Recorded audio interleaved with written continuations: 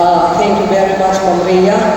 Umunaman, tiyamin na mo, kaya't kuman, nga kablaawan, tinay isang sangayan nga sangaili, apo diputado, ti Segundo Distrito, Congressman Angelo Marcos Barba.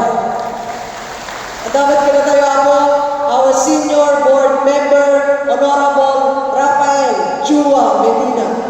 And of course, the second district board member, Chairman Committee on Agriculture, our very own Honorable Jonathan O. Toralba, our beloved former mayor, Honorable Maximo Dahilig Gaygal, and kasama kay nagmankablawan iti miyembros iti Sangguniang Bayan, headed by our service-oriented Apo Vice Mayor Alwin G. Rubio, and kasama nakablawa our MAPSI Chairman Apo at aktibo kay nagaget nakasinsin ko Sir Elvis Pidot, and our municipal agriculturist Sir Renante Caime, apong professionals, balikbayans, kay kastamet, digiti kamarunaan, ngayon ipanpanakkel, digiti po,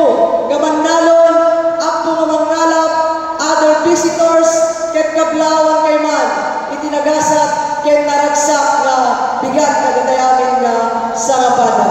At amoy ako, kas chairman, ti Committee on Agriculture, maragsakan akman, ta tinawin nga intayo ramrambakan iti Farmers Day during the Labinghen Milagrosa Baru Abadot Festival.